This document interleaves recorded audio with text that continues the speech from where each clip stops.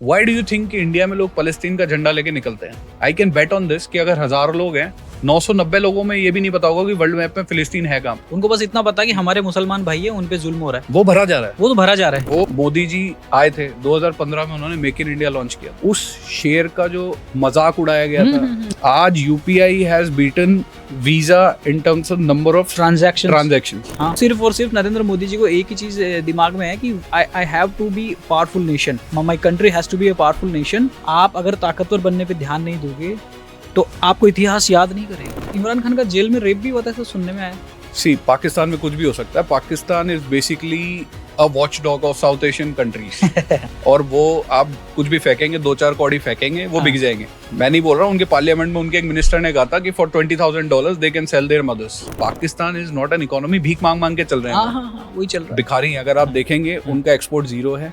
They are not, उनकी industries is gone. तो अब आप देखें जिस तरह से पहलगाम अटैक हुआ, उसके बाद में इंडिया ने कायराना हिल्स हो या नूर खान एयरबेस था, वहां पर इंडिया ने जो ब्रह्मोस दागी, क्या वास्तव में वहां पर जो न्यूक्लियर हथियार हैं वो अमेरिका के थे? सी, I think more than 2 or 3 nuclear bombs, everything is useless. उसके बाद आपके सब वेस्ट है, because entire South Asia will be wiped out. Covid में उन्होंने every single day America has printed $1 billion every single day since COVID. और आज के कॉन्टेक्स्ट में अगर आप देखें तो now Americans are realising that they have actually making a mistake. America ने ये जो 50% टैरिफ भी लगाया है, ये कितना डेंट पहुंचाएगा इंडियन इकोनॉमी को? भारत आने वाले कितने वर्षों में आप मानते हो कि एक विकसित राष्ट्र होगा? जय हिंद दोस्तों, मैं विपिन भारद्वाज। दोस्तों, आज मेरे इस पहले पॉडकास्ट में हम लोग बात करेंगे भारत और अमेरिका के रिलेशंस के बारे में आफ्टर ऑपरेशन सिंदूर।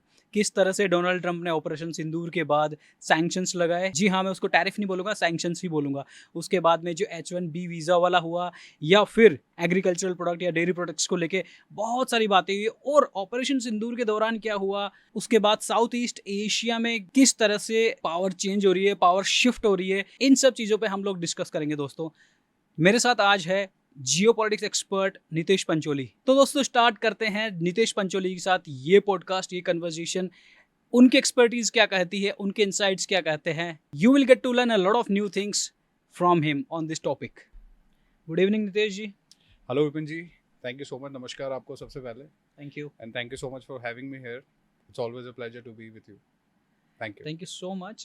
मैं ये मेरा भी सौभाग्य है कि ये मेरा पहला पॉडकास्ट है और मैंने आपको बुलाया और आप आए, आपने समय दिया। तो जैसा कि मैंने इंट्रोडक्शन में भी बताया है कि आज हम लोग डिस्कस करने वाले हैं भारत किस तरह से अपने आप को देख रहा है, या किस तरह से ये पूरा विश्व भारत को देख रहा है इस करंट सिनेरियो में। ये जो पूरा जियोपॉलिटिकल स्टॉर्म जो चल रहा है, देखिए रशिया और यूक्रेन का जो वॉर चल रहा है काफ़ी टाइम से, आज इतने साल हो गए। उसके अलावा रिसेंटली इंडिया पाकिस्तान का जो ऑपरेशन सिंदूर वाला जो मैटर हुआ, उसके बाद में डोनाल्ड ट्रंप ने सैंक्शंस लगाए, H1B वीज़ा वाला। तो ये सब चीज़ों के ये जो पूरा अपन देख रहे हैं, इसके दौरान आप भारत को कैसे देखते हैं? इसमें भारत की क्या भूमिका देख रहे हैं? भारत को कहाँ पा रहे हैं इसमें आप? सो टू स्टार्ट विद विपिन जी, थोड़ा सा आपके जो व्यूअर्स हैं उनको बताएं कि what is this all about, कि जियोपॉलिटिक्स बेसिकली होती क्या है इन अ नटशेल, अगर उनको समझाना पड़े। So basically geopolitics is like a game of chess. जैसा आप एक चेस के गेम में देखेंगे कि उसमें प्यादे भी होते हैं, उसमें हाथी भी होते हैं, उसमें वजीर भी होते हैं, उसमें रानी राजा व्हाटएवर जो भी होते हैं, और each of them has their own separate thing to do. उनकी सबके अलग अलग चालें होती है, वो वैसे कर सकते हैं depending upon their powers. Okay. तो हमारी जो पूरी दुनिया है, it is like a chess board, जिसमें जो छोटी कंट्रीज होती है वो प्यादे हैं। ठीक है। उनको सिंपल आगे चलना है, straightforward, there is one way going ahead. उनके पास कोई ऑप्शन नहीं होता डायगोनल या परपेंड, एनीवेज।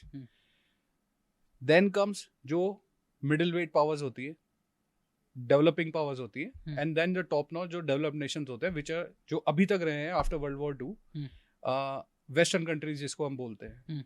इंडस्ट्रियल रेवोल्यूशन वहाँ से आया, मैन्युफैक्चरिंग पावर अप्स थे, IT jobs, major wealth engine था वो वेस्टर्न कंट्रीज का रहा है। सो जियोपॉलिटिक्स की कैसे एक कंट्री दूसरे कंट्री के साथ, एक रीजन दूसरे रीजन के साथ अपना पावर बैलेंसिंग करता है टू बिकम उस रेस में आगे जाने के लिए। It is a rat race basically, अगर आप बोले तो। तो जियोपॉलिटिक्स यही है कि आप कैसे मैनेज करते हैं टिप्सी एंड टर्वी थ्रू जो भी कर्व्स आ रहे हैं आपके लिए चैलेंजेस है एज अ नेशन, उसको आप आगे कैसे ले जा सकते हैं डिप्लोमेसी के थ्रू या मिलिटरीली व्हाटएवर एंगेजमेंट के थ्रू, डायलॉग्स के थ्रू. This is geopolitics. ठीक है.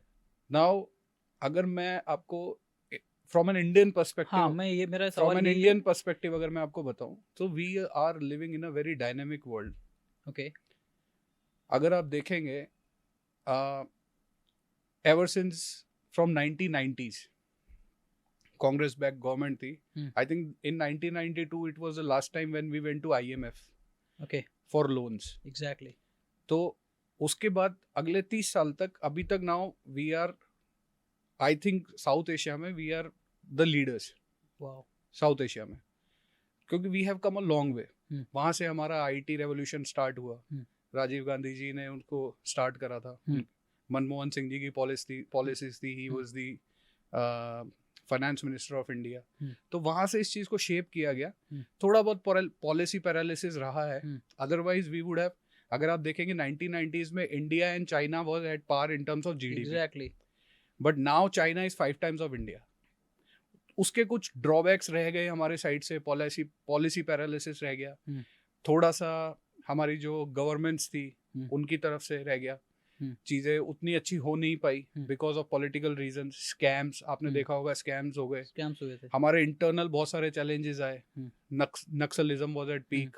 कश्मीर में प्रॉब्लम्स हो गई, नॉर्थ ईस्ट में प्रॉब्लम्स हो गई. पूरा रेड कॉरिडोर बन गया. स्कैम्स हो रहे थे, स्कैंडल्स हो रहे थे. All the politician were involved in its somehow. Exactly. So इन चीज़ों से हमारी ग्रोथ पे बहुत मेजर इम्पैक्ट आया. प्लस वेस्टर्न कंट्रीज का इंडिया पे बहुत मेजर होल्ड था डिसीजन मेकिंग में. आप यही नहीं कर, जैसे एक छोटा सा एग्जांपल मैं अगर आपको दूं, 2012 में when Barack Obama came to India, उन्होंने मनमोहन सिंह जी के साथ when he was the prime minister, so called prime minister, he signed the nuclear power deal. हमारे कंट्री के एक so called leader of opposition है आज की तारीख में, जिनको शहजादे भी बोला जाता है. सही बात है. उन्होंने उस न्यूक्लियर डील को दो, and India is a sovereign country and America is also a big democratic country, उन्होंने पूरी मीडिया बुला के उसको फाड़ डाला. और ऑर्डिनेंस था मनमोहन सिंह जी का. एग्जैक्टली. मेरे को याद है. And it tells you very much about the situation and the power of the then prime minister किसके हाथों में पावर थी. एग्जैक्टली. आई डोंट थिंक कि किसी भी डेमोक्रेसी में anyone has got any right कि वो किसी ऑफिशियल डॉक्यूमेंट को and without holding any position in power भी नहीं थी, और वो भी पूरी मीडिया के सामने. That's it. तो लाइव चल रहा था वो सब. एग्जैक्टली. तो वो फाड़ा गया. और ऐसे बहुत सारे एग्जांपल्स आपको देखने को मिले जहाँ पे देखते हैं सोशल मीडिया, यूट्यूब, सब पता है अपने को जी. तो यहाँ टेररिज्म हो गया. जगह जगह बॉम्ब ब्लास्ट होते थे पहले. ट्रेन में बॉम्ब ब्लास्ट, मुंबई अटैक्स हो गया. इवन जयपुर में हम जहाँ बैठे हैं वहां पे भी अटैक हुआ था. Jaipur was nowhere in the map of like कि यहाँ पे कुछ लाइन, लेकिन उनको बस करना था टू क्रिएट अ पैनिक. उस समय क्या था कि ये जितने भी बॉम्ब ब्लास्ट हुए थे ना, शायद 2008 की बातें हैं जी, है ना, ये जितने भी बॉम्ब ब्लास्ट हुए थे ना, सब बीजेपी रूल स्टेट्स में हुए थे. गुजरात में हुए, कर्नाटका में हुए, आसाम में भी शायद हुए थे, दिल्ली में हुए, राजस्थान में हुए, तो और अलग अलग शहरों में हुए थे. तो और ये तब एक ऑर्गेनाइजेशन चलता था सिमी. ये सब फिर ठीक है, ये बाद में ये लोग पकड़ में आए, गुजरात पुलिस ने पकड़ा था. तो इस तरह से ये चीजें हुई. जीडीपी देखें या ग्रोथ रेट देखें तो we used to be in around 3 to 4%, 5% at max. After this Modi government, current government जो आई है इन 2014, इन्होंने रैपिड चेंजेस करे थे. रैपिड, जो कि IMF ने भी एक्नॉलेज करे, वेस्टर्न पावर्स ने भी एक्नॉलेज करे, और जो भी वेस्टर्न मीडिया है, प्रिंट मीडिया हाउसेज हैं, या जो भी रिपोर्ट जनरेटिंग पावर्स हैं, उन सब लोगों ने एक्नॉलेज करा. So what they started doing is, इन्होंने ग्राउंड लेवल से अलग अलग सिचुएशंस को मैनेज करना शुरू कर दिया, from an economic point of view, from infrastructure point of view, and from security point of view. क्योंकि ये सारी चीजें मिलके ही एक इकोसिस्टम बिल्ड होता है, हेल्दी इकोसिस्टम. इसकी बहुत ब्यूटीफुल सी शुरुआत हुई थी जनधन अकाउंट खोलने से, आपको पता तो. क्योंकि नरेंद्र मोदी को पता था कि किस तरह से अगर पूरे देश को डिजिटलाइज करना है, या पूरे देश के हर इंसान को डिजिटल वर्ल्ड से जोड़ना है, विच इज इवेंचुअली भारत की इकोनॉमिक ग्रोथ का एक बहुत बड़ा फैक्टर होने वाला था. सबसे पहले उन्होंने शुरुआत करी थी जनधन अकाउंट से. फिर उसके बाद ये सब एक सीक्वेंस में हुआ ये सारा। उसके बाद में फिर जिस तरह से पहले 2G नेट चलता था वो भी ढंग से नहीं आता था, जियो आया, इन लोगों ने 4G लाए, ठीक है, 5G। तो ये मैं समझ पा रहा हूँ आप जो कहना चाह रहे हैं कि बेसिक चीज़ों से इन्होंने शुरुआत करी थी। जी, वो बहुत ज़रूरी होती है। सिर्फ एक फैक्टर ही नहीं होता, सिर्फ ये ज़रूरी नहीं है कि आपने, जैसे पहले हुआ करता था, बड़े बड़े वादे किए जाते थे मंचों से, हम ये कर देंगे, हम वो कर देंगे। Ground realities were completely different, क्योंकि लोगों को पता ही नहीं हाउ टू गेज। आज कोई पॉलिसी आती है, बट अभी जैसे छोटी सी बात है, अगर आप देखेंगे कि मोदी जी आए थे 2015 में, उन्होंने मेक इन इंडिया लॉन्च किया था। उस शेयर का जो मजाक उड़ाया गया था, राहुल गांधी ने उड़ाया था ना कि हाँ everyone did it. It is a fake narrative and it's just a propaganda, कुछ भी नहीं होगा। But now we can realize its powers, कि अभी क्या हो रहा है। डिफेंस एक्सपोर्ट देखिए ना आप, कितना 2000% ज्यादा बढ़ गया डिफेंस एक्सपोर्ट। सर आप किसी भी पैरामीटर पे देखेंगे, it is just one part of that, very small part of that. But वो भी क्यों आया है? When people started thinking कि now's India's turn. Because, और वो आता है जब आपकी गवर्नमेंट आप इन्वेस्टर्स को, जो FIIs आती है, उनको सपोर्ट करती है। तो जो पॉलिसी मेकिंग भी था, उन्होंने फिर उसके बाद ईज ऑफ डूइंग बिजनेस भी शुरू किया, डिजिटल पेमेंट्स। आज UPI has beaten visa in terms of number of transactions. So it is a matter of immense pride for every Indian. इसमें एक बहुत अच्छी चीज मैं जोड़ना चाहूंगा कि आज वीजा तो ठीक है, इंटरनेशनल कंपनी है, UPI को भी 8 देशों में यूज किया जा रहा है। अभी रिसेंटली कतर 8वां देश बन गया है। कतर एक मुस्लिम कंट्री है, आपको भी पता होगा, वो 8वां देश बन गया जो UPI को यूज कर रहा है। So total 8 countries are using. So it is also going international, और अगर आपको पता हो तो पी चिदम्बरम का स्टेटमेंट था पार्लियामेंट में, वो मजाक उड़ा रहे थे कि ये तब की बात है जब कांग्रेस की सरकार हुआ करती थी, कि यार कैसे करोगे आप लोग, एक गांव में बैठे जो सब्जी बेचने वाली है वो कैसे डिजिटल पेमेंट को एक्सेप्ट करेगी, वहां पे कहां से तो इंटरनेट होगा। भाई साहब ये इन्होंने साबित कर दिया, ये इन्होंने प्रूव कर दिया। आज जो गांव में सब्जी बेचने वाली, वहां पे वो अपना QR कोड दिखाती है, पेमेंट एक्सेप्ट कर रही है। ये जो फ्रांस के भी जब शायद प्रेसिडेंट थे, वो आए थे, macro, he was amazed, he was surprised कि यार कितना ब्यूटीफुल सिस्टम है ये। तो नहीं, वो इसी चीजों से सबसे मैटर, इसलिए that's the reason why I am telling this to you, कि ये सब छोटे छोटे चेंजेस जब हुए हैं, उसका जो बदलाव आया है, उसी से ही इंडिया की एक इमेज बिल्डिंग हुई है, और इस चीज को और रफ्तार दी जा रही है। अगर आप इंफ्रास्ट्रक्चर की बात देखें, अगर आप सोशल पुलिसिंग की बात देखें, जनरल पुलिसिंग की बात देखें, इंटेल सिचुएशन आप देखें, अभी नक्सलिज्म पे हमारे जो गृह मंत्री जी हैं, माननीय अमित शाह जी, उन्होंने क्लियरली पार्लियामेंट में कहा है कि हम इस पे कोई कॉम्प्रोमाइज नहीं करेंगे। और जितने भी लिबरल नक्सल सपोर्टिंग लिबरल्स हैं, आप देख सकते हैं उनके इंटरव्यूज और उनके जो कमेंट्स आ रहे हैं, तो they all have been cornered. चलिए, ये तो हो गई इंटरनल थ्रेट्स की बात। मेरा जो सवाल था एक्सटर्नल थ्रेट्स की मैं बात कर रहा था अभी रिसेंटली। सर मैं धीरे धीरे आ रहा था आपके व्यूअर्स को कि इनका बेस क्या रहता है। हाँ, till the time any country is strong from inside, उनका सिस्टम अंदर से बहुत रोबस्ट नहीं है उनमें, बिकॉज जियोपॉलिटिक्स इस चीज में बहुत रैपिड इन्फ्लुएंस करता है। अगर आप देखेंगे पूरे दुनिया में, तो कहीं भी जहाँ पे रिजीम चेंज होता है, जहाँ पे डीप स्टेट या ये बड़ा आपने इंटरेस्टिंग चीज बोला, इस पे मैं जानना चाहूंगा डीप स्टेट की। हाँ, आप प्लीज यू कंटिन्यू। या जो सीक्रेट इंटेलिजेंस होती है वेस्टर्न पावर्स की, वेस्टर्न हेजिमोनिक पावर्स की, वो हमेशा इन जो फॉल्ट लाइंस होती है beneath the surface of the any society, चाहे आप उसको ईस्टर्न यूरोप ले लीजिए, back in after USSR broke up, या फिर आप करंट सिनेरियो में आप यूक्रेन रशिया ले लीजिए, या फिर आप आज से 20 साल पहले मिडिल ईस्ट ले लीजिए, जो अरब स्प्रिंग हुआ था, या फिर आप करंटली इंडिया के नेबरहुड में देख लीजिए। अगर आप since Covid happened, I am talking about the post Covid phase, अगर आप देखें what is happening in this south Asian region, you will be amazed. India के 7 नेबर्स हैं। अगर आप 2020 में इन सबको देखें, I am talking about Afghanistan, Pakistan, Bhutan, Nepal, Bangladesh, Myanmar and Sri Lanka. Except India and Bhutan हाँ। सो फार हम्म। सब जगह या तो कूप हो चुका है हम्म। या फिर वहां पे रिजीम चेंज हो चुका हुआ है। है। अफगानिस्तान में American left, hmm. Taliban took power. 2020 में Imran Khan was there in Pakistan, he didn't bow to the western powers, हटा दिया गया वहां पे, मिलिट्री कूप करा दी गई। आज आसिफ मुनीर वहां पे तानाशाह बन के बैठे हैं। इमरान खान का जेल में रेप भी होता है, ऐसा सुनने में आया। सी पाकिस्तान में कुछ भी हो सकता है। Pakistan is basically a watch dog of south Asian countries. और वो आप कुछ भी फेंकेंगे, 2-4 कौड़ी फेंकेंगे, वो बिक जाएंगे। मैं नहीं बोल रहा हूँ, उनके पार्लियामेंट में उनके एक मिनिस्टर ने कहा था कि for $20,000 they can sell their mothers. मैं आपको एक बहुत अच्छी चीज बताता हूँ, जो पाकिस्तान वाली जो बात ही आ गई है, आपको पता है पाकिस्तान की सबसे बड़ी ताकत क्या है? पाकिस्तान की सबसे बड़ी ताकत है उनकी जियोग्राफिकल लोकेशन। अमेरिका को वही चाहिए। आप देखिए पाकिस्तान के, अगर आप मैप में भी देखते, ऊपर देखिए रशिया आ गया, ईस्ट में देखिए इंडिया और चाइना आ गया, वेस्टर्न साइड में देखते हो अफगानिस्तान आ गया। तो ये सारी वो कंट्रीज है जहाँ पे अमेरिका को इंटरफेरेंस करना है या इंटरफेयर करना है। अब पाकिस्तान ऐसी कंट्री है कि भाई साहब आप तो हमें पैसा दे दो, जहाँ जो साइन करवाना है, जो पार्ट ऑफ द डील जो भी, we are ready for everything.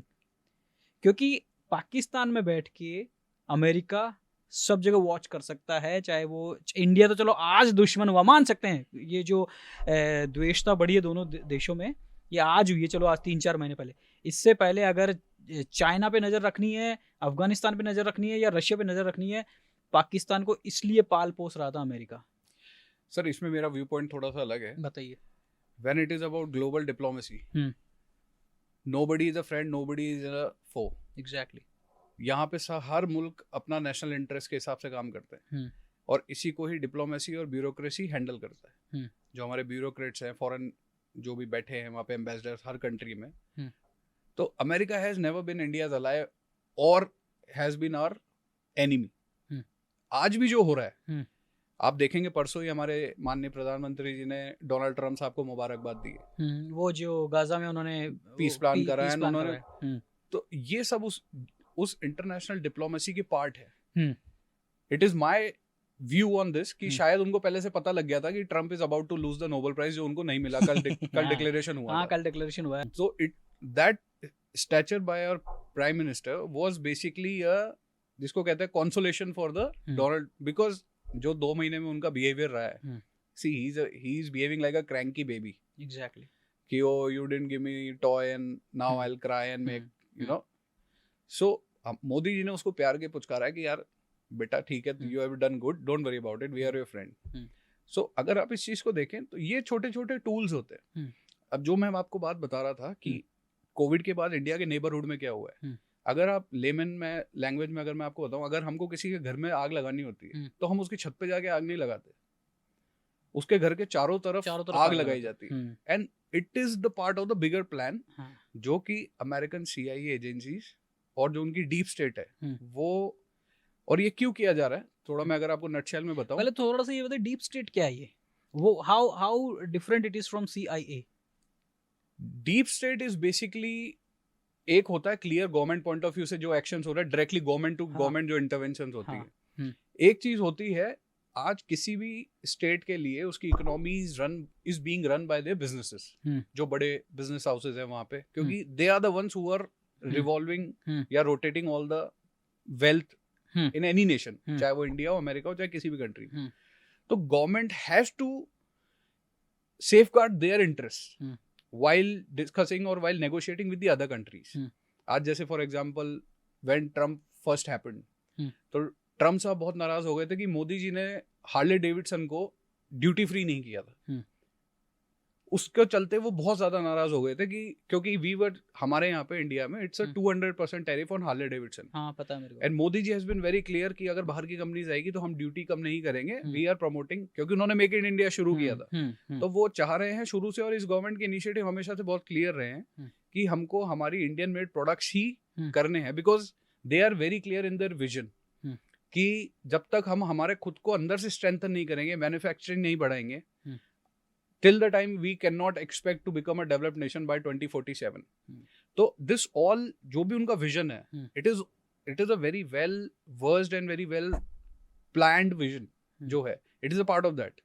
तो उधर देखिए तो डोनाल्ड ट्रम्प भी तो यही कर रहे हैं। डोनाल्ड ट्रम्प के ऊपर उन्होंने जो वादे किए थे, ये जो सेकंड टाइम आया, फर्स्ट टाइम की आपने बात करी, सेकंड टाइम की बता रहा हूँ डोनाल्ड ट्रम्प का, ये जो मागा था, मेक अमेरिका ग्रेट अगेन, तो इसके दौरान जो कैंपेन, चुनावी कैंपेनिंग के दौरान जो डोनाल्ड ट्रम्प ने वादे किए पब्लिक से, फॉर एग्जांपल जॉब्स के लिए, यूथ में अनएम्प्लॉयमेंट था, अब जॉब्स के लिए उन्होंने जो वादे किए, तो अब उसको कुछ तो दिखाना तो पड़ेगा ना अपने देश वालों को। अरे नौकरियां मिले नहीं मिले, लेकिन वो कम से कम H1B वीज़ा को डेंट करके वो अपने देश वालों को ये तो दिखा रहा है कि मैं कुछ कर तो रहा हूँ। इसी तरह से जो सेंट्रल अमेरिका है, वहाँ के जो किसान थे, उनका ज़बरदस्त दबाव है डोनाल्ड ट्रम्प पे, तो वो कोशिश कर रहा है कि किस तरह से इंडिया के एग्रीकल्चरल और डेयरी फार्म जो अभी चल रहा है 50% जो टैरिफ भी उसने लगाई, ये सब उसी का कॉन्सिक्वेंसेज है। और वो ये जिस तरह से आपने बताया मोदी जी कर रहे हैं अपना काम अपने देश के लिए, उनका जो एक विजन है या उनका जो प्लानिंग है, उस हिसाब डोनाल्ड ट्रम्प भी वही सब कर रहा है, क्योंकि उसने जो वादे किए थे उसको भी तो अपनी पब्लिक को दिखाना है कि देखो मैं भी कुछ कर रहा हूँ। सर वो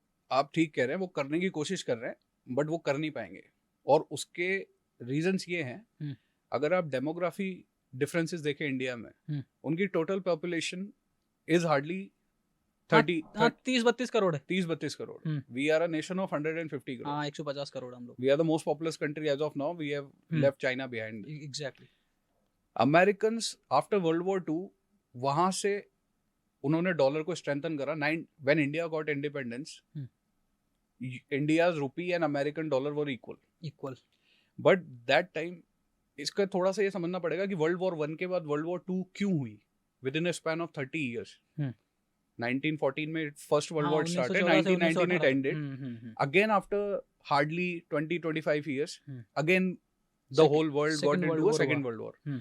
उसका मेजर जो एक सेकंड राउंड टेबल कॉन्फ्रेंस हुई थी जिनेवा में, उसमें ये निष्कर्ष निकाला गया कि this world needs to be unipolar world, जहाँ पे एक ग्लोबल लीडर होगा।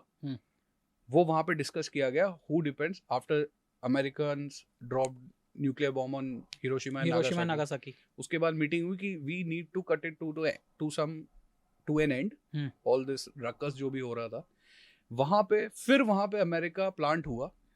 And irrespective of what America is doing right now, we all have to thank America, क्योंकि पिछले जो 75-80 years रहे, उन्होंने डोमिनेट किया है, उन्होंने मैनिपुलेट भी करा है, उन्होंने चीजें करा, लोगों के लिए ट्रबल भी करा है। But we all have to understand one thing, कि अगर ये वर्ल्ड वॉर 2 के फेस से फिर सोवियत यूनियन के एंड से निकल के आया है विदाउट एनी मेजर ब्रेकआउट किसी भी रीजन में, तो उसका क्रेडिट अमेरिकन को देना पड़ेगा। बट उसका एडवांटेज अमेरिका को क्या हुआ, उसकी इकोनॉमी बहुत स्ट्रांग हो गई, येट उन्होंने कभी अपनी मैन्युफैक्चरिंग पे ध्यान नहीं दिया, क्योंकि उन्होंने चाइना को क्रिएट किया था। दे नेवर न्यू कि China is gonna become a competition हो जाएगा। 1990 से they started promoting China.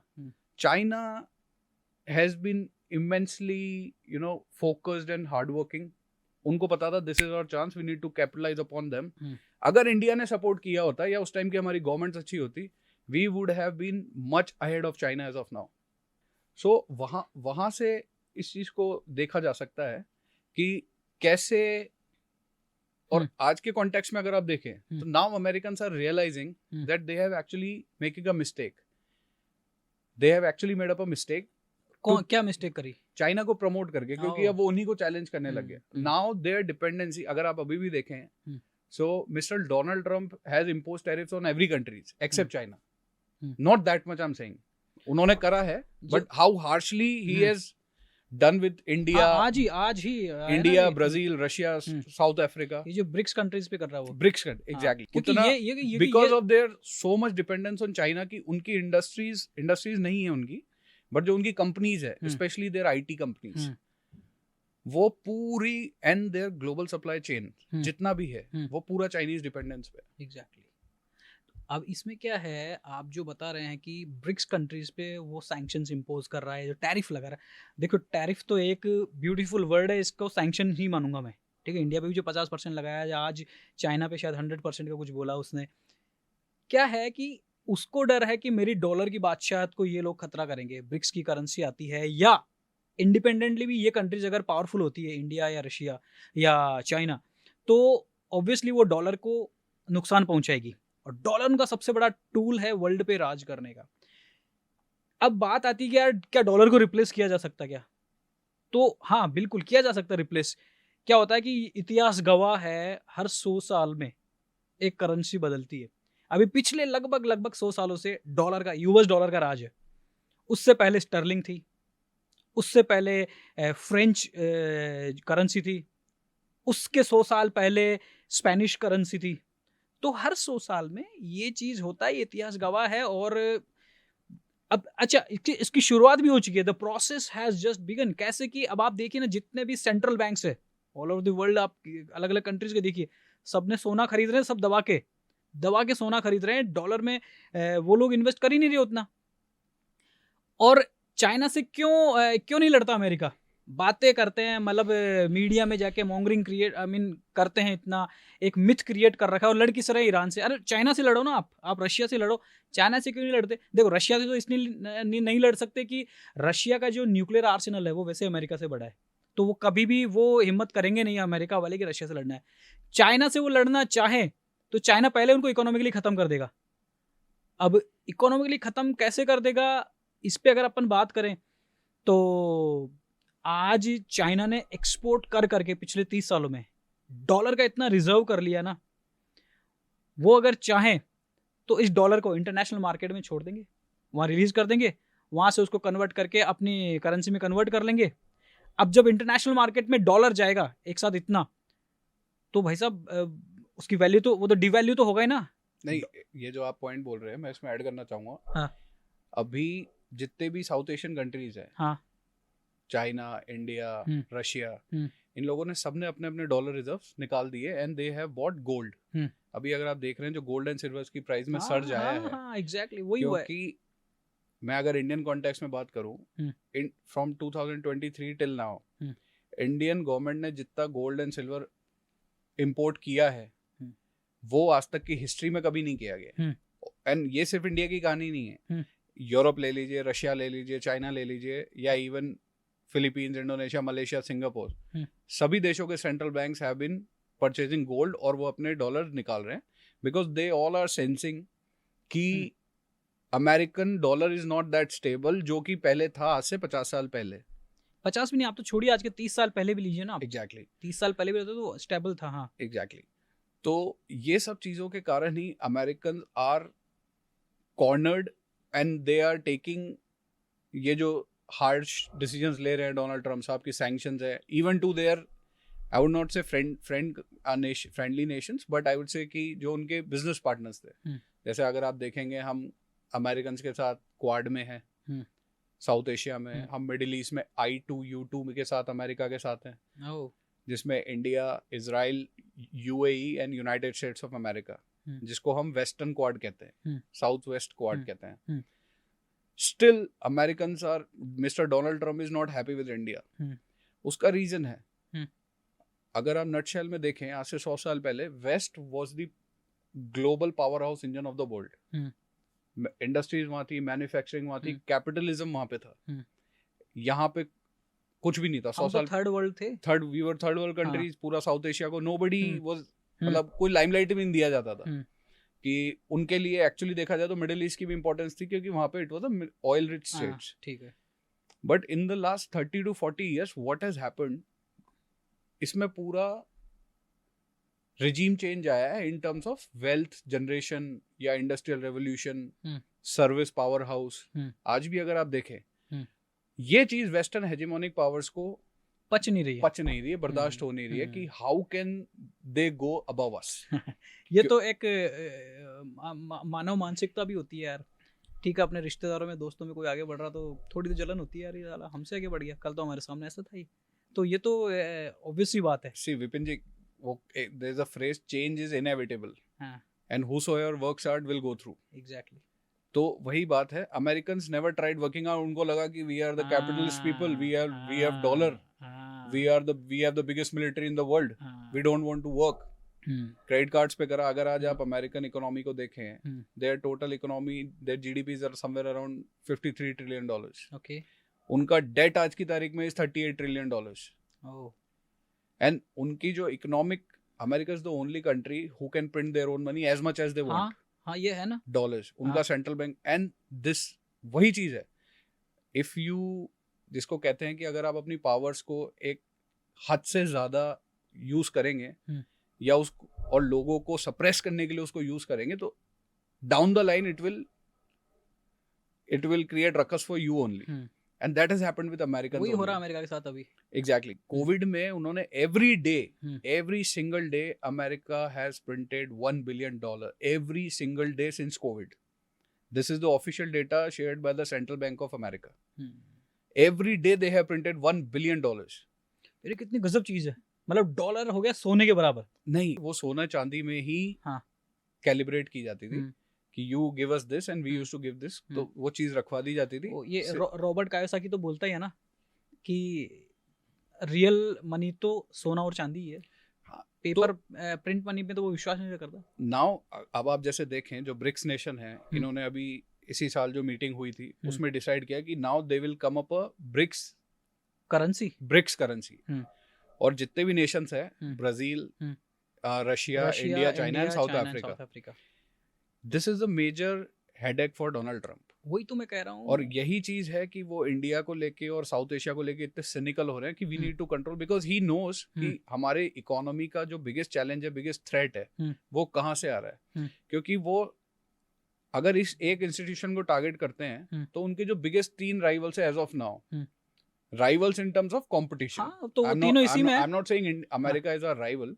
But in terms of competition जो इनको इकोनॉमिकली चैलेंज कर सकता है।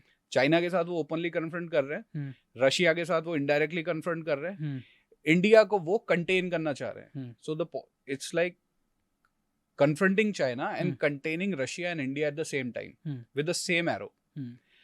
ये सब उसी चीज का पार्ट है। अब इसमें they cannot engage militarily with any of the countries. Americans don't, because Americans are very smart. वो इस चीज को इकोनॉमिक को ही लोग बोलते हैं, जैसे आपने भी बोला कि न्यूक्लियर आर्सेनल है। See I think more than 2 or 3 nuclear bombs, everything is useless, क्योंकि उसके बाद जरूरत ही नहीं पड़ेगी आपको। तो ये जो मेन स्ट्रीम मीडिया में बोला जाता है या कंपेयर किया जाता है, लोग इसको बहुत फैंटेसाइज करते हैं। उसके पास 1000 न्यूक्लियर बॉम्ब्स है, हमारे पास 70 है, पाकिस्तान के पास 100 न्यूक्लियर वॉरहेड्स हैं, इंडिया के पास 70 ही है। Sir hardly 5 of them can be used. उसके बाद आपके सब वेस्ट है, because entire South Asia will be wiped out. So we need to understand this is not, और जो मोदी जी बोलते हैं, we are not living in an era of war, this is an era of dialogue and diplomacy. और India उस चीज को बहुत efficiently अपनी पॉलिसीज को लेके चल रहा है, specially in this current government regime. इसी का रीजन है हमको जो एक्नॉलेजमेंट हमारे जो मिनिस्टर्स को है एज अ नेशन, हमको जो मिलता है recognition when our leaders go out, या even if you go out and travel abroad, so you will see the kind of respect. जैसे अगर मैं आपको छोटा सा एग्जांपल दूं, कोविड के टाइम पे हमने बहुत साउथ अफ्रीकन नेशंस को वैक्सीन प्रोवाइड कराई है। कितने ही देशों को, ये जितने भी छोटे छोटे गरीब देश हैं उनको वैक्सीन दी। एग्जैक्टली। और देखिए बात क्या होती है कि एक इतिहास, मतलब अजीत डोवाल का मैं उनकी स्पीच चल रही थी, किसी कॉलेज में गए थे वो शायद, तो स्पीच दे रहे थे वो। उस स्पीच में उन्होंने बोला कि मैं शक्ति का एक सिद्धांत बताता हूँ। ठीक है भाई, क्या सिद्धांत बताएंगे? कि शक्ति का सिद्धांत मैं बताता हूँ कि इतिहास दुनिया की सबसे बड़ी अदालत है, और इतिहास ने उन सभी लोगों को या उन्हीं लोगों को याद किया जिन्होंने विचारों से ज्यादा कर्म को और न्याय संगत होने से ज्यादा शक्तिशाली होने को महत्व दिया। बोले तो विचारों से ज्यादा कर्म को महत्व देना चाहिए और न्याय संगत होने से ज्यादा शक्तिशाली होने पे महत्व देना चाहिए। न्याय संगत, फॉर एग्जाम्पल आज गाजा में जो इजराइल कर रहा है वो गलती तो है। न्याय संगत अगर अपन उस वे में बात करें, इसको उस वे में मत देखो कि उन्होंने पहले हमास ने हमला किया तो उसका रिटेलिएशन चल रहा है। आज इतने टाइम से कर ही रहा है कि रिटेलिएशन। बाकी इजराइल जो कर रहा है ना, वो अपने अस्तित्व के लिए कर रहा है, क्योंकि न्याय संगत होना अभी इजराइल ने, किसी भी देश की बात करो, ये ऑल ओवर, ये शक्ति का सिद्धांत जो उन्होंने बताया ये सभी देशों पे लागू होता है, सभी इंसानों पे लागू होता है जी। कि न्याय संगत होने से कुछ नहीं मिलेगा आपको, आप पावरफुल बनिए, उस चीज को ज्यादा महत्व दीजिए, विचारों से ज्यादा कर्म को महत्व दीजिए। तो आज इंडिया यही तो कर रहा है, नरेंद्र मोदी जी यही तो कर रहे हैं। ठीक बात। उसको पावरफुल होने पे विश्वास रखना है, उसको महत्व देना है। मोदी जी भाई साहब, जहां इंडिया का फायदा रशिया से तेल खरीदने में हो रहा था वहां तेल खरीद रहे हैं। जहां इंडिया का फायदा फ्रांस से अगर राफेल खरीदने में हो रहा था वहां खरीद रहे हैं। जहां इंडिया का फायदा चाइना से कुछ ट्रेड या डील करने में हो रहा था वहां खरीद रहे हैं। तो इसमें किसी गुटबाजी में तो फंस ही नहीं रहे मोदी जी। उसको सिर्फ और सिर्फ नरेंद्र मोदी जी को एक ही चीज दिमाग में है कि I have to be powerful nation, my country has to be a powerful nation. अगर मैं इन बातों में रहा ना कि नहीं यार मानवाधिकार आयोग, ये सब लेफ्टिस्ट राइटिस्ट, ये इन सब बातों में आप कहीं पीछे रह जाते हो। आप अगर ताकतवर बनने पे ध्यान नहीं दोगे तो आपको इतिहास याद नहीं करेगा। यही जो हमने स्टार्टिंग डिबेट की स्टार्ट में आपने पूछा था कि डीप स्टेट कैसे वर्क करती है, जियोपॉलिटिक्स क्या होता है, जो आपने बात बोली, ये सब उसके टूल्स हैं। तो इन्हीं सब चीज़ों को लेके ही अब मैं I think we got digress from the issue जो हम डिस्कस कर रहे थे कि current geopolitical challenges from India जो हमारे नेबरहुड में क्रिएट किया जा रहा है via western hegemonic powers and these deep states. अब इसको थोड़ा सा नटशेल में अगर मैं आपको बताऊं तो जो मैंने आपको बताया कि इंडिया के नेबरहुड में पूरा रकस क्रिएट किया गया है, Afghanistan, Pakistan, Sri Lanka, Bhutan is the only one who is left. Even in Philippines वो किया जा रहा है। रीजन बीइंग फिलीपींस में क्या कर रहे हैं वो लोग? फिलीपींस को साउथ चाइना सी एक्वायर करना चाह रहा है क्योंकि साउथ चाइना सी में वो क्लियरली चाइना को कन्फ्रंट कर सकता है। Americans are desperately trying to make a naval base in bay of Bengal area और इन साउथ चाइना एरिया। और अगर आप देखें अभी रिसेंटली इंडिया ने ब्रह्मोस मिसाइल्स फिलीपींस को दी हैं, तो वो दोनों चीज़ों को कन्फ्रंट करना चाह रहे हैं कि इंडिया को कंटेन करके चले ताकि ये अपनी जो डोमिनेंस है इस रीजन पे और ना बढ़ा पाए और साथ साथ वो चाइना का भी कन्फ्रंट कर पाए कि we are here and we will not let you do anything whatever you want because it's a mineral rich area. So इस चीज़ को अगर आप देखें एंड डीप स्टेट इसमें कैसे हेल्प करती है, ये अगर मैं आपको छोटा सा एग्जांपल दूं, इन 2011 it started with in Iraq, जहां पे एक टर्म वर्ल्ड को सुनाई दी WMDs which are weapon of mass destruction. American intelligence came up with an idea that Saddam Hussein has WMDs which is not safe for the peace of the entire region. American forces ने वहाँ पे attack किया, 4 साल पूरे वहाँ पे जो भी मिनरल्स थे, उनके ऑयल रिजर्व्स थे, उनको उन्होंने हैरेस करा, ultimately he was executed. Same thing happened in Libya, Gaddafi, उनको भी उन्होंने एग्जीक्यूट करा, पूरा वो कर लिया। एंड टू एन एक्सटेंट अगर आप देखें इसमें इन सभी जगहों में अगर आप एक फॉर्मूला देखें जिसको बोला जाता है hybrid destabilization, it is a tried and tested method of Western hegemonic powers and their deep states to actually, you know, make everything bad in any area, wherever they want it.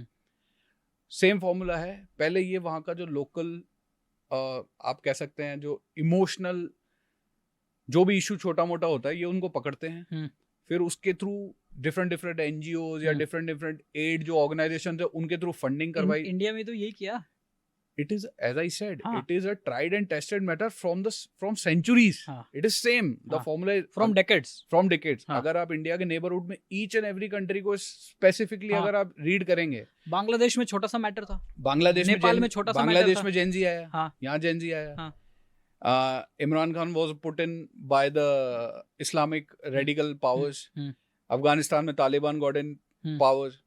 Sri Lanka में कूप करवा दी गई थी, Myanmar में अभी भी कूप की जा रही है। भूटान में इसलिए गया, Bhutan is a patriarchy system still and it is उसका जो डिफेंस है वो पूरा इंडिया देखता है। Bhutan doesn't have its own army, वो पूरा इंडिया उसको सपोर्ट करता है और उसके लिए we charge Bhutan for that. Bhutan is the only one. And अगर आप करंट सिनेरियो में इंडिया में भी देखें, एक सिस्टम आजकल, Why do you think कि इंडिया में लोग फलस्तीन का झंडा लेके निकलते हैं? क्या डू यू रियली थिंक कि इंडिया में लोगों को पता भी है अगर जो झंडा लेके निकल रहे हैं रास्ते में, I can bet on this कि अगर 1000 लोग हैं, 990 लोगों में ये भी नहीं पता होगा कि वर्ल्ड मैप में फिलिस्तीन है कहाँ पे। हाँ, नहीं उन लोगों को पता, उनको बस इतना पता कि हमारे मुसलमान भाई है, उन पे जुल्म हो रहा है।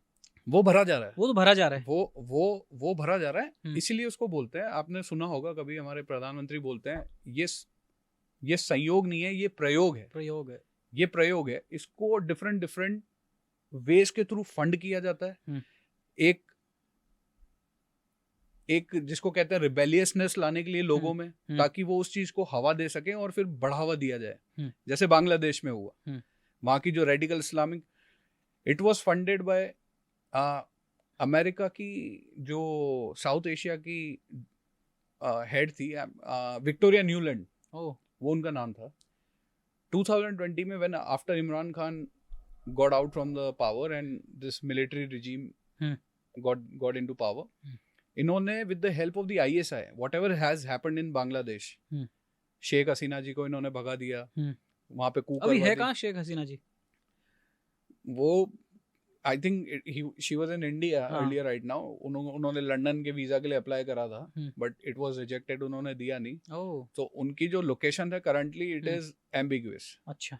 So nobody knows. I think वो उनके because of safety concern उनको छुपा दी गई है। But अगर आप इसको देखें, जो मैं आपको बता रहा हूँ, इन सभी कंट्रीज में जो फॉर्मूला यूज किया गया है, तो वो एक्चुअली इसीलिए किया जा रहा है to tell India that and India has been brilliantly managing these challenges.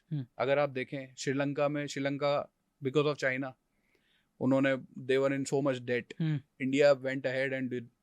Maldives का अगर मैं आपसे छोटा सा एग्जांपल दूं, this Muizzu government when came in, they tried and got into tussle with India, but India ने उनको बैलेंस कर दिया था, बिकॉज हमारी जो फॉरेन पॉलिसीज रही हैं under this current government, it has been exceptional. It has been exceptional. कुछ एक फ्लॉज हो जाते हैं, ठीक है, उसका रीजन है कि हम लोग इतने प्रोएक्टिव नहीं रहे। अभी हम लोग, now the government has realized, जैसे नेपाल में अभी रिसेंटली आपने देखा, उस चीज को बढ़ावा नहीं देने दिया गया क्योंकि उनको पता है, because Nepal is a Hindu state, it is currently the only Hindu state in the entire world, we are a secular nation, Nepal is the Hindu state. नहीं, नेपाल का जहाँ तक मुझे पता है 2008 तक वो हिंदू राष्ट्र था, उसके बाद में डेमोक्रेसी आ गई थी और ये सब चीजें। Still they claim to be a Hindu state only वहां पे, बट इस चीज को बहुत इफेक्टिवली एंड टाइमली मैनेज करके इसको संभाल दिया गया है। करंटली अगर आप देखें, हमारे यहाँ पे अभी एक बहुत कॉमन आई लव मोहम्मद का फ्रेम चल रहा है। ये क्या चल रहा है आई लव मोहम्मद वाला? See this is these all are the recipes of creating problems in the internal society। जो मैंने आपको बोला, ये हर सोसाइटी में कुछ ना कुछ फॉल्ट लाइंस होती हैं। तो ये वाला अमेरिका वाले हर कंट्री में कुछ ना कुछ वहाँ का देखते हैं। Exactly.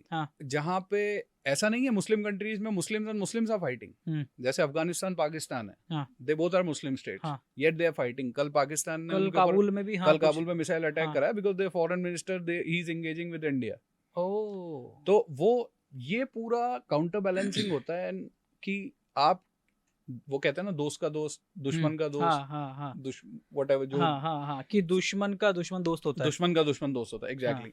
So it is just counter balancing वाला पार्ट है। बट तो ये जो फॉल्ट लाइंस है हर सोसाइटी में, जैसे बांग्लादेश के अंदर क्रिएट की जा रही जो फॉल्ट लाइंस है, वो ये जो रोहिंग्यास घुसपैठी आ रहे हैं, म्यांमार एंड नॉर्थ ईस्ट के अंदर कुकी और इसको लड़वाया जा रहा है, Kuki and Meitei. Red cord में नक्सलिज्म था।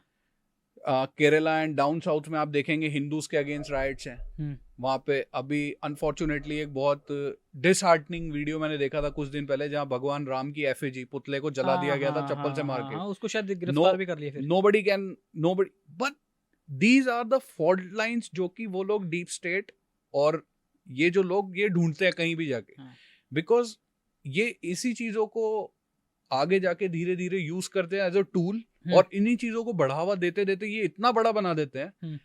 Let's say they have identified 100 fault lines in a system, अगर वो उसको धीरे धीरे फंड करेंगे फ्रॉम डिफरेंट मेथड्स, तो उन 100 में से 10 fault lines will be a national issue for any country.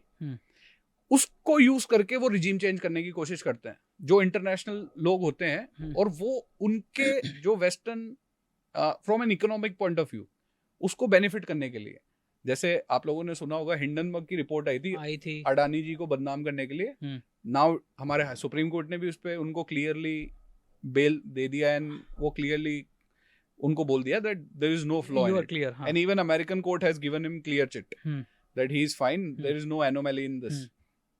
But why it was done? Hindenburg ने क्यों रिपोर्ट निकाली? अमेरिकन प्रेसिडेंट अगर ये कहते हैं America and India and Russia are dead economy, हमारे यहाँ के जो so called leader of opposition शहजादे जी हैं वो कहते हैं yes absolutely India is a dead economy. देखो शहजादे जी तो अब क्या ही बोलूं यार, अब सबको पता है वो कैसे, और इसी वजह से तो हार रही कांग्रेस. सी हारना जीतना इज अ डिफरेंट थिंग. हाँ. But when it comes about national security, हाँ वो वहाँ पे and as a nation you are leader of opposition because we are a democracy and we have a constitution, we all are abided by the constitutional duties. अगर nation ही नहीं रहेगा, कोई constitution ही नहीं है, कोई कुछ ही नहीं है. अगर आप आज बांग्लादेश में देख रहे हैं, नेपाल में अगर आप देखें, वहां पे उनके जो prime minister, ex prime minister की वाइफ, उनको जला के मार दिया गया. This is and Nepal is a comparatively very small nation in front of us. Imagine, forget about in the entire nation. Even in the 1/4 of the nation, something like, God forbid, anything like this happens. You can understand वो पूरे Middle East का जो problem चल रहा है, उससे 100x उसका effect आएगा. So जो क्वांटम है इंडिया में, वो उसको देखा जा रहा है. हालांकि जैसा मैंने बोला, इंडिया को डिस्टेबलाइज करना is impossible in current scenario. इसका रीजन क्या है? इसका रीजन है प्रिपेयर्डनेस. एंड मोदी प्रिपेयर है. It's not just Modi ji, पूरा सिस्टम प्रिपेयर किया जा रहा है. और इसकी तैयारी ऐसे नहीं की गई थी जैसे हम लोगों ने बॉम्ब ब्लास्ट की बात की. आपने पिछले 11 साल में सुना है कोई इंडिया में बॉम्ब ब्लास्ट हुआ? क्यों नहीं हुआ? What they have done, what could have been done in the previous government time की वो उसको रोका जा सकता था. आप बताइए.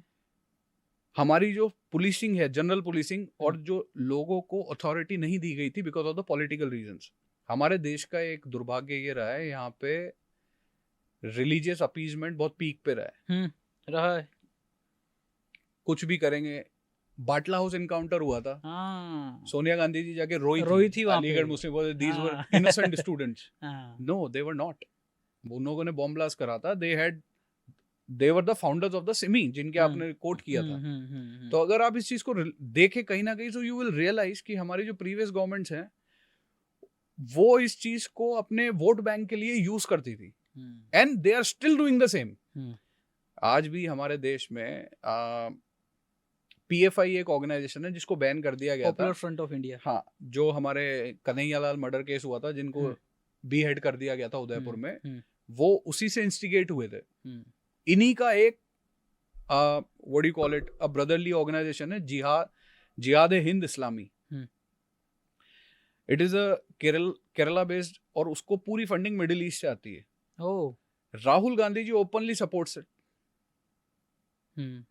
ओपनली वो उनको सपोर्ट करते हैं, उनकी रैलीज में जाते हैं. और उस ऑर्गेनाइजेशन ने कोट किया है कि हम except BJP, every political party in this country have used us for their own political agenda. अभी जो बिहार के इलेक्शंस हो रहे हैं, they are actively supporting the जो भी उसमें कंटेस्टिंग पार्टीज हैं. सो ये सब जो टूल्स होते हैं, वेस्टर्न पावर्स भी अपना रोल करती है. इट्स नॉट जस्ट कि you and me, what kind of government you and me want in our country. अगर आप देखें बाहर के लोग जो दूसरे राइवल्स हैं, जैसे मैं आपको छोटा सा एग्जांपल देता हूँ. अभी आप लोगों ने न्यूज में देखा होगा कि हमारे जो लीडर ऑफ अपोजिशन है, वो without any information to the government and the security agencies, he is a public figure in India. He belongs to a big party, and he is a very respectable citizen of country. But वो without telling anyone, he goes on a CRPF वालों ने complain भी किया, भाई ये क्या मतलब है यार, सिक्योरिटी कंसर्न है, आप बिना बताए कैसे जा रहे हो. एग्जैक्ट. तो कहीं ना कहीं अभी एक उनके साथ जिनको देखा गया है, ज्यादा लोग उनको नहीं जानते होंगे. There is a guy called Jean Droze. Okay. He is a Belgian nationalist. Okay. And he is a very close aide of Arundhati Roy. Oh, Arundhati Roy. He's a very close aide. समझ गया. In 2002, he was given India's citizenship. So, अगर आप उनके बारे में Google करेंगे तो he is a Indian economist. अच्छा. He is termed as an Indian economist. अगर आप उनको स्टडी करेंगे, so you will find जितने भी एंटी इंडिया जो अपराइजिंग्स हुई है इंडिया में, इवन जो अभी करंटली चल रही है फिलिस्तीन Gaza, he is he is being quoted as the brain of this जो भी हो रहा है, the pro Palestine and all love मोहब्बत गाय। एंड वो राहुल गांधी जी उनके साथ मीटिंग करते हैं क्लोज डोर्स में। अच्छा। सो आप अगर किसी चीज का एजेंडा भी नहीं कर पाएंगे, बता नहीं सकते, आप ही वेंट टू कोलंबिया, वहां पे जाके वो in all of his international trips he tried to demean our country. यार ये बात बड़ी गंदी लगती है यार उनकी। You can demean the government, you can demean the government, you can demean the prime minister of India. Nobody has the right to say India is a dead economy.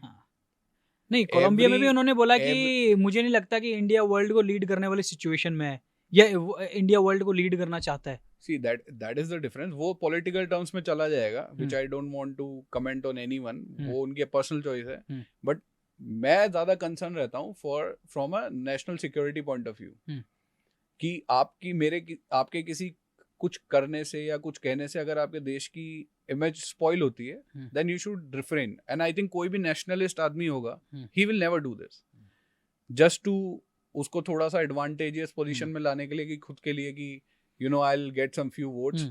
But unfortunately ये किया जा रहा है हिंदुस्तान में, लेकिन ये successful नहीं हो पाएंगे because our government is very vigilant on these issues and they are working, our prime minister and our foreign minister, और इंटेलिजेंस एजेंसीज, जो हमारा फ्रेमवर्क अब इतना रोबस्ट हो चुका है इंटरनली भी, जैसे मैंने आपको बोला एक भी बॉम्ब ब्लास्ट नहीं हुआ 11 साल में, बिकॉज हमारा intelligence is at its peak right now, और ये आगे और फ्लरिश करेगा। तो इसमें तो कई बार पाकिस्तान बोलता है कि हमारे जो बलूचिस्तान में जितने भी रिबेल्स हैं या ये जो लोग हैं जो पाकिस्तान को नुकसान पहुंचा रहे हैं, तो उनको इंडिया सपोर्ट कर रहा है, इंडिया फंडिंग कर रहा है, इंडियन एजेंसीज हेल्प कर रही है, तो इसमें कितनी सच्चाई है? आपका क्या कहना है इस बारे में? देखिए, अगर कोई हमको नुकसान पहुंचाना चाह रहा है काउंटर बैलेंस करके, तो जो मैंने आपको बोला, this is another tool of geopolitics. I am not aware, I may not be the right person to comment on this कि वो किया जाता है नहीं किया जाता, होता होगा, हर जगह होता है। अगर हमारे खिलाफ किया जा रहा है तो कहीं ना कहीं हम भी उसको काउंटर बैलेंस करने के लिए कर रहे होंगे। I can't be sure about this, but it is a tool of, one of the tool of that, कि हाउ टू बैलेंस इट। अगर कोई हमारे कश्मीर में प्रॉब्लम कर रहा है, you can not expect us to be you know nice to you. तो अभी जब Jawaharlal Nehru era is over, हाँ, वो time gone are the days, and I think policy has changed extremely, like, तो अब आप देखिए ना, जिस तरह से पहलगाम अटैक हुआ, उसके बाद में इंडिया ने जो इनका जो नूर खान एयरबेस नाम था, उसके बाद में कैराना हिल्स हुआ वहाँ पर। अच्छा हाँ, ये देखो, मैं मेरी बात बोलने से पहले ये सवाल पूछना चाहूँगा कि ऐसा भी कुछ आया है कि कैराना हिल्स हो या नूर खान एयरबेस था, वहाँ पर इंडिया ने जो ब्रह्मोस दागी और वहाँ पाकिस्तान को नुकसान पहुँचाया, तो वो भी एक बड़ा रीज़न है कि why America is angry with India. Why, देखिए, क्योंकि इस हमले ने सिर्फ चाइना को भी रैटल नहीं किया, अमेरिका को भी रैटल किया, क्योंकि ये कहा जा रहा है कि वहाँ पर जो न्यूक्लियर आर्सेनल थे वो अमेरिका के थे। ऐसा सुनने में आया, तो मैं इस पर आपके व्यूज़ जानना चाहूँगा, क्या वास्तव में वहाँ पर जो न्यूक्लियर हथियार हैं वो अमेरिका के थे, या वहाँ पर जो कैराना हिल्स में ब्रह्मोस मारी, तो वहाँ पे कुछ अमेरिकन पर्सनल भी मरे थे? देखिए, उस चीज़ के बारे में जब ब्रीफिंग हुई थी, while operation Sindoor was going on, हमारे एयर चीफ मार्शल ने क्लियर करा था that he on an official record he said we don't have any idea what is there, and he thanked the journalist to ask him this question. तो officially उस चीज़ के बारे में नहीं कहा जा सकता, बिकॉज दैट्स, अगर हमारी गवर्नमेंट उस चीज़ पे स्टांस नहीं ले रही है, तो we are no one to comment upon that. वो हो सकता है, सी, अमेरिका, जो मैंने आपको स्टार्टिंग में बात बोली, Pakistan is America's watch dog and China's watch dog, और वो किसी का ही बन जाएगा। यू गिव हिम, अब आप पैसे दो, if India gives Pakistan 20-30 billion dollar, वो आपके लिए काम करेगा, कुछ भी कर देगा वो उसकी रेपो है, वो उसकी इमेज बनी हुई है, and everyone knows it. Everyone knows it. Pakistan is a banana economy, उनको पैसा, बनाना इकोनॉमी मतलब उनको पैसा चाहिए, वो सिर्फ नाम की इकोनॉमी है। Pakistan is not an economy, भीख मांग मांग के चल रहे हैं, वही चल रहा है, भिखारी हैं। अगर आप देखेंगे, उनका एक्सपोर्ट जीरो है, दे आर नॉट, उनकी इंडस्ट्रीज इज गॉन। अभी recently Procter and Gamble have left Pakistan, Microsoft ने छोड़ दिया। So it tells you volume about any economy or any nation की how they are surviving. तो वो सिर्फ भीख मांग मांग के जी रहे हैं। अमेरिका को भी वो दे रहे हैं। जो आपने अभी थोड़ी देर पहले एक पॉइंट रखा था, that's a very valid point. Pakistan has a very I would say, important geographical position as a nation, जहाँ से वो मिडिल ईस्ट को भी केटर कर सकता है। अमेरिका के लिए पाकिस्तान की इंपॉर्टेंस है to handle Afghanistan and Iran on its western part, India and China on the eastern part, and Russia and Ukraine from the northern perspective. तो वो उसकी ज्योग्राफिकल लोकेशन को ही एक्चुअली अगर आप कहें तो यूज किया जा रहा है, मिसयूज कर रहा है, अपने आप को मिसयूज कर रहा है, अपने आप को बेच रहा है, वो उस ज्योग्राफिकल लोकेशन को बेच रहा है। और but other than that I don't think so there is any relevance or importance of Pakistan to anyone. बस अमेरिका के लिए ये रेलेवेंस है। और अब जब अमेरिका ने ये जो 50% टैरिफ भी लगाया है, 50% टैरिफ लगा, इसके बारे में आपका क्या कहना है? पहले तो मैं आपके व्यूज जानना चाहूँगा कि जो टैरिफ लगाया है ये कितना डेंट पहुँचाएगा इंडियन इकोनॉमी को, पहले तो ये बताइए। सी डेंट ये बिल्कुल पहुँचाएगा, बट उतना नहीं होगा इसका इफेक्ट जितना लोग अज्यूम कर रहे हैं। बिकॉज रीजन बीइंग, अगर आप इंडिया इकोनॉमी को, India is a very closed economy. Closed economy मतलब जहाँ पे we are not depending upon the exports. Okay, जैसे अगर आप चाइना को देखें, China is an open economy. China's economy is majorly dependent upon its exports. We are a internal consumption based economy. हमारे यहाँ की जीडीपी का 70% comes from the internal consumption and only 30% comes from the export part.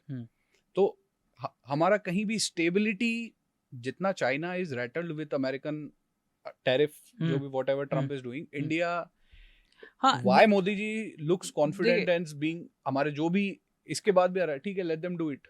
ऐसा नहीं है dent नहीं आएगा, dent आएगा। उन्होंने देखो क्या होता है कि अब ये जो 50% टैरिफ लगाए ना, ये वैसे आप खुद देखना कुछ दिनों बाद अपने आप सॉर्ट आउट हो जाएगा। रीजन मैं बताता हूँ। ये अभी सुप्रीम कोर्ट में केस चल रहा है अमेरिका में। हाई कोर्ट ने बोला है कि भाई डोनाल्ड ट्रंप, तू तो ऑथराइज्ड पर्सन ही नहीं है, तू ये टैरिफ कैसे लगा रहा है? एक प्रेसिडेंट को पावर ही नहीं है। 50% टैरिफ लगा दिया इंडिया पे। ये पावर तेरे को जब मिलेगी जब इमरजेंसी सिचुएशन आ जाती है किसी कंट्री में। अब डोनाल्ड ट्रंप क्या गेम खेल रहा है? उसने बोला कि उसने कोर्ट में बोला कि साहब, उसने क्लोज यूज किया क्या कि मेरे को रशिया से खतरा है, रशिया से तेल खरीद रहा है इंडिया, अब इस वजह से मैंने इंडिया पे सैंक्शंस लगाए। अब चूंकि ये कोर्ट में भी लाइव चल रहा है, तो टेक्निकली जब तक कोर्ट में केस चल रहा है तो 50% वैसे भी नहीं हटेगा, लेकिन जैसे ही ये चीज़ वहाँ पे हेयरिंग पूरी होती है या बात आगे जाती है, तो ये आप खुद देखना सॉर्ट आउट हो जाएगा। 50% वाला जो टैरिफ वाला है, आप अमेरिका क्या चाहता है, डोनाल्ड ट्रंप, इसका यह था कि भाई साहब हम अपने गुड्स को भारत में भेजेंगे 0% टैरिफ पे। अब आप ये सोच के, अब कई लोगों ने बोला कि यार जब डोनाल्ड ट्रंप ने 50% टैरिफ लगाया तो कई लोग बोले कि यार ये तो भारत को नुकसान पहुंच गया, ये मोदी जी ने क्या कर दिया, फॉरेन पॉलिसी ढंग से ये मैनेज नहीं कर पा रहे हैं। भाई साहब, अगर वो उनका जो 0% टैरिफ पे भारत में गुड्स भेजने का जो इरादा है, एग्रीकल्चरल प्रोडक्ट्स हो या डेयरी प्रोडक्ट्स हो, वो अगर उसके लिए मोदी जी अगर हाँ कर देते ना, तो भाई साहब यहाँ की ये जो किसान है या जो डेयरी प्रोडक्ट्स बेचने वाले हैं, दूध दही बेचने वाले हैं, इनसे डेयरी प्रोडक्ट्स रिलेटेड जो भी जितने भी प्रोडक्ट्स बेचने वाले हैं, ये इंडस्ट्री खत्म हो जाएगी। यहाँ पे ये इंडस्ट्री खत्म हो जाएगी। और आप ये एक बहुत बड़ा रिस्क लिया, पर्सनल रिस्क लिया नरेंद्र मोदी ने। मैं थैंकफुल हूँ नरेंद्र मोदी को। मैं वैसे मैं धन्यवाद देता हूँ नरेंद्र मोदी जी को कि आपने डोनाल्ड ट्रंप की वो जो जिद थी उसको नहीं माना। देखिए, जो आपने बोला वो बिल्कुल सही बोला। अगर आप इसको एज अ रीजन देखें, पूरे साउथ एशिया को, तो जो मैंने आपको इनिशियली बात बताई थी, Asia is now the global development engine of the world. यहीं से ही वेल्थ और इंडस्ट्रियलिज्म और जो भी ग्रोथ का इंजन है पूरा साउथ एशिया में आ गया। And India is certainly leading that, क्योंकि यहाँ से हमारी भी जो ज्योग्राफिकल लोकेशन है, अगर आप देखें तो हम पूरी ग्लोबल सप्लाई चेन को रूल कर सकते हैं। क्योंकि कुछ भी ऐसा नहीं है जो विदाउट इंडियन ओशन से नहीं होत के जाता हो। आज चाइना क्यों दबता है इंडिया से? इवन चाइना, क्योंकि वो मलाका स्ट्रेट है। एग्जैक्टली। तो B it any developed nation from western, अभी रिसेंटली आप देखें ब्रिटेन के प्राइम मिनिस्टर हैं, 108 अपने जो biggest business tycoons of businessman the उनको लेके नेशन आए यार। उनको इंडिया लेके आए हाँ। हैं।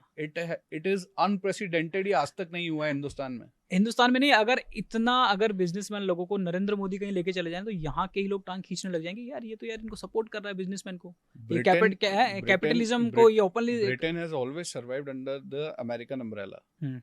डोनाल्ड ट्रम्प ने उनसे क्लियरली बोल दिया है, please don't depend on us, and that is the reason why. और ये अच्छा है क्योंकि इंडिया हमेशा से मल्टीपोलरिज्म को प्रमोट करता है। हमारी जो पॉलिसी है उसका बेस्ट पार्ट ये है, चाहे कुछ भी हुआ हो, हम इंडिया ने कभी किसी कंट्री की सोवरेनिटी को चैलेंज नहीं किया, लेकिन इंडिया हमेशा से हर कंट्री की सोवरेनिटी को रिस्पेक्ट करता है। तो वो चीज़ हमको करनी ही पड़ेगी। और इसीलिए मैं कह रहा हूँ वो ये जो अलग अलग चीज़ें हैं, सो अगर होलिस्टिकली आप इन सबको देखें, इकोनॉमिकल फ्रंट, इंटरनल चैलेंजेस जिसमें नक्सलिज्म जिस पे भी हमने बात करी, नक्सलिज्म तो खत्म है बाबा।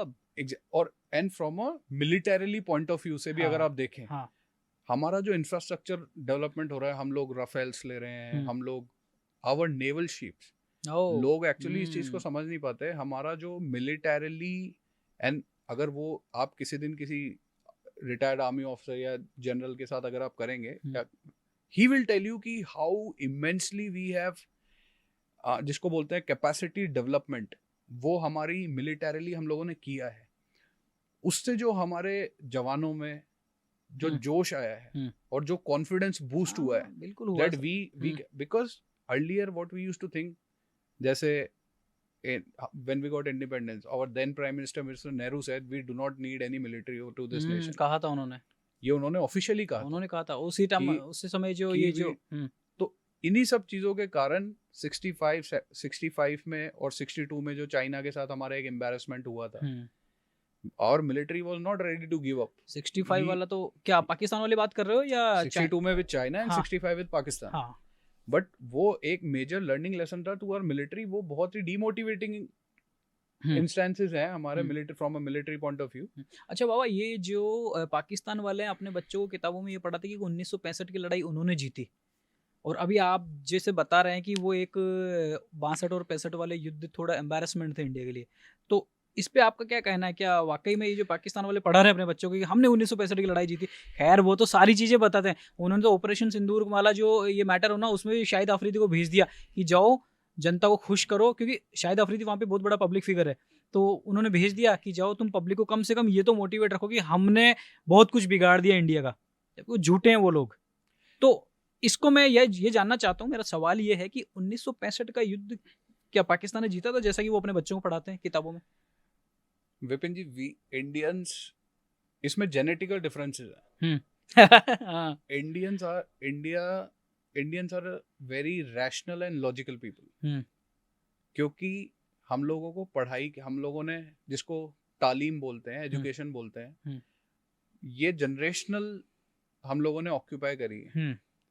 वहां पे नई चीज की गई है, वहां पे it is all about a किताब। व्हाटएवर अ किताब सेज, या तो गाजी बनोगे या शाहीन बनोगे या शहीद हो जाओगे, दैट्स इट। एंड आज, and it's is not just that, अगर आप एवर सिंस पाकिस्तान जब से वो बना है, आप तब से देखे उन्होंने कभी भी अपनी किताबों में नहीं पढ़ाया कि we have lost and we have done some mistake. चाहे अभी लेटेस्ट अब आप सिंदूर देख लीजिए, हाँ, इसमें वो नहीं पढ़ाएंगे, राफेल गिरा दिए, हम लोगों ने फोटो दिखाया है उनकी तरफ से, उनके प्राइम मिनिस्टर ने बोला the photos all on social media. हाँ, प्राइम मिनिस्टर ने, उनका शायद रक्षा मंत्री था ख्वाजा को, कि वो किसी ख्वाजा को पूछा, वो फॉरेन कोई एंकर थी, हिज डिफेंस मिनिस्टर, हाँ, he was the defence minister, Khawaja जो था, ख्वाजा आसिफ, उसको किसी न्यूज़ चैनल एंकर ने पूछा कि ठीक है आपने 5 राफेल गिराए, तो what's the proof? So it's all on the social media. उनके प्राइम मिनिस्टर में भी अगर आप देखें, पिछले 3 महीने में 4 से 5 बार स्टेटमेंट दिए। कभी उन्होंने बोला 4 राफेल, कभी उन्होंने बोला 5 राफेल, अभी रिसेंटली उन्होंने अमेरिका में 6 बोल रहे हैं, 7 बोला, 7 बोला क्या कि वी हैव वो क्रिकेट की, जब क्रिकेट मैच चल रहा था तो वो जो रऊफ बोलता है कि 6 गिराए हमने, ऐसे करके 6 राफेल गिराए, तो 3, 4, 5, 6, 7 अलग अलग फिगर आ गए। ये तो वही राहुल गांधी वाली बातें हो गई है, कभी कौन सा फिगर बोलता है, कभी कौन सा फिगर। जो आपका क्वेश्चन था, to put an end to that, तो दीज आर जेनेटिकल डिफरेंसेस जो रहेंगे, and we should be proud of this. मतलब पाकिस्तानी जाहिल रहेंगे, वो हमारा एक्चुअली वो इंडिया के इंटरेस्ट में है. हाँ. A developed Pakistan is the biggest threat for India. Imran Khan, when Imran Khan, he tried to put sense, he tried to put some logic. Let's not do this, let's not fall prey to either Americans or Chinese. उसको हटा दिया गया. अब जो आपने पूछा what is a banana economy, it is not a democratic sovereign country. वहाँ पे it is being run by extremely radicalized military generals of Pakistan. 6-7 generals are running Pakistan. ये recently I've heard an interview of their ex foreign secretary Shamshad Ahmad. He himself clearly said it that our politicians are stupid. They do not know anything about the diplomacy and international affairs. Our military and our military establishment are very well qualified and they are running this country. So if अगर उनका foreign secretary principal secretary level का which is like the first person जिससे किसी भी देश का प्रधानमंत्री राय लेता है, अगर वो ये चीज कह रहा है तो यू कैन अंडरस्टैंड कि at what level they are operating inside their lines. एक मैं लास्ट सवाल पूछना चाहूँगा, आपका काफ़ी समय ले लिया, और लास्ट सवाल ये है कि भारत आने वाले कितने वर्षों में आप मानते हो कि एक विकसित राष्ट्र होगा, और आपके उस विकसित राष्ट्र की परिभाषा भी मेरे को प्लीज डिफाइन करना कि कैसे परिभाषित करोगे विकसित राष्ट्र को, कितने समय में हो जाएगा, और उस विकसित राष्ट्र में क्या क्या होगा? देखिए बहुत टफ है. क्या टफ है, विकसित राष्ट्र बनना या आपका जवाब देना? नहीं, बिल्कुल जो आपने बात बोली 2047 तक, क्योंकि बहुत मेजर हमको चैलेंजेस फेस करने पड़ेंगे और उनको ओवरकम करना पड़ेगा. जैसे कि चैलेंजेस, 3 चैलेंजेस बताइए. जो मैंने आपको बताया, internal security is the first thing. हमारी जो फॉल्ट लाइंस है beneath the level of society level, हमारे यहाँ पे बहुत सारी अलग अलग एरिया की, because we are a vast nation, every region has its own paternal issues. कहीं पे हिंदू मुस्लिम चल रहा है, कहीं पे कुकी मेतई चल रहा है, कहीं पे नक्सलिज्म चल रहा है, कहीं पे इन्फिल्ट्रेशन हो रही है, कहीं पे फॉरेन टेररिज्म आ रहा है. तो इन सबको एफिशिएंटली मैनेज करना while focusing on the economical agenda. ये जब सारी चीजें पैरेलल होंगी, और इसके लिए हमको चाहिए एक एफिशिएंट जो करंट लीडरशिप है उसका जो सपोर्ट है. जब ये सब चीजें पैरेलल एक साथ उस डायरेक्शन में चलेंगी तो हम then only we'll be able to achieve what we are expecting. मतलब आपका जवाब ये है कि 2047 तक अगर भारत को एक विकसित राष्ट्र बनना है, तो अभी जो करंट सिनेरियो या करंट सीन जो चल रहा है, जैसे मोदी जी की गवर्नेंस अच्छी चल रही है ऑब्वियसली, है ना, तो ये अगर कंटिन्यू करे 2047 तक, जिस तरह से इन्होंने इंटरनल इश्यूज या एक्सटर्नल इश्यूज को एड्रेस किया है, उसके अलावा इकोनॉमी पे जिस तरह से इन्होंने काम किया है, तो आपके हिसाब से 2047 तक भारत एक विकसित राष्ट्र होगा, या आप एग्री करते हो, या मोदी जी का जो विजन है? ऐसा मैं होप करता हूँ. अच्छा, आई रियली होप सो कि ऐसा हो. मैं मानता हूँ. आज इसमें एक कंडीशन डाल रहा हूँ कि ठीक है, मोदी जी की सरकार या मोदी जी के जैसा ही कोई बाद में जो आएगा उसकी सरकार रहेगी 2047 तक, तो क्या 2047 तक भारत एक विकसित राष्ट्र बन जाएगा? I will still stick to my point. I hope so, because it is not going to be a easy road ahead. Yeah, exactly. क्योंकि जो मैंने आपको बताया, fault lines, बहुत लोग उस चीज को हैरेस करने की कोशिश कर रहे हैं somehow. जैसे आप अपने नेबरहुड में भी देख रहे हैं, Sheikh Hasina was doing very well in Bangladesh. Within a span of a week, सब कुछ खत्म, पूरा देश बर्बाद हो गया सब. So it just takes a couple of days to vanish all of your good deeds. एक दो इंसिडेंट पूरा. So हम लोगों को we have to act like, जैसे I praised China in that matter of fact. China is a communist country, we are a democracy, but the way China has locked itself, because he knew if I want to be in that developed zone, I have to be like, you know, जिसको बोलते हैं iron wall.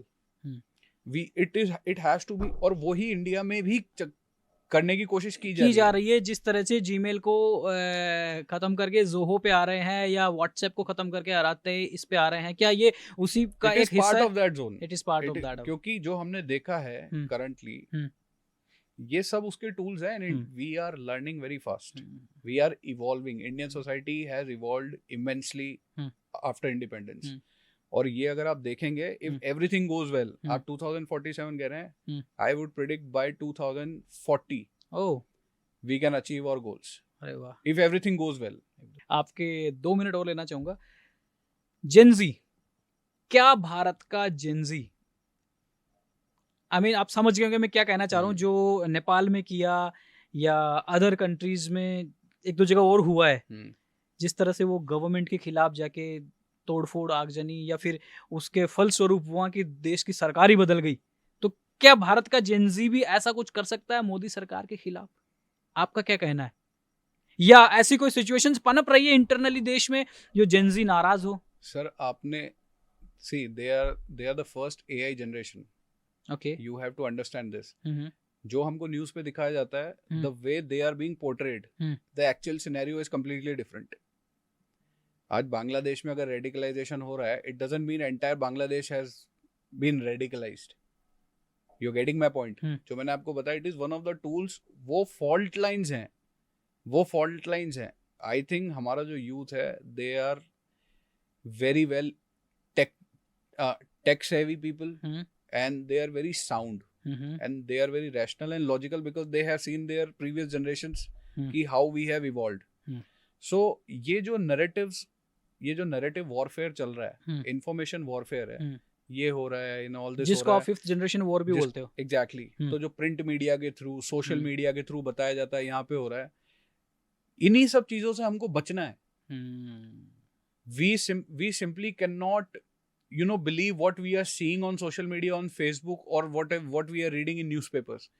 यही वो fault lines हैं जिनको हमको बचते हुए, dodge करते हुए आगे चलना है, and we have to believe in our system, and we have to instill faith in our generation that this is the way ahead, and that is the जो मैंने आपको बात बोली, no matter how much this deep state and intelligence agency try to destabilize India is, as of now, is invincible and not going to fall prey to all these tactics. So thank you so much Nitesh ji, I do really appreciate your time, and बहुत कुछ चीज़ें सीखने को मिली मुझे और मेरे दर्शकों को, बहुत सारी ऐसी चीज़ें सीखने को मिली जो जनरली मुझे भी नहीं पता थी, मेरे दर्शकों को भी नहीं पता थी। और मैं उम्मीद करता हूँ जितने भी लोग इस पॉडकास्ट को देख रहे हैं या आप लोगों को ये सेशन काफ़ी अच्छा लगा होगा। और बहुत जल्दी मैं आऊँगा कई और नए अपने मेहमानों के साथ, कई यूनिक इन्फॉर्मेशंस के साथ। और खैर नितेश जी के साथ मेरा सेशन इतना अच्छा रहा है कि मैं तो प्लान कर रहा हूँ कि किस तरह से दोबारा किसी अच्छे टॉपिक पे लाएंगे। एंड आई होप दोस्तों आपको भी सब कुछ ये अच्छा लगा होगा मेरा पॉडकास्ट, एंड अच्छा लगा तो प्लीज़ सब्सक्राइब कीजिए मेरा चैनल। Thank you.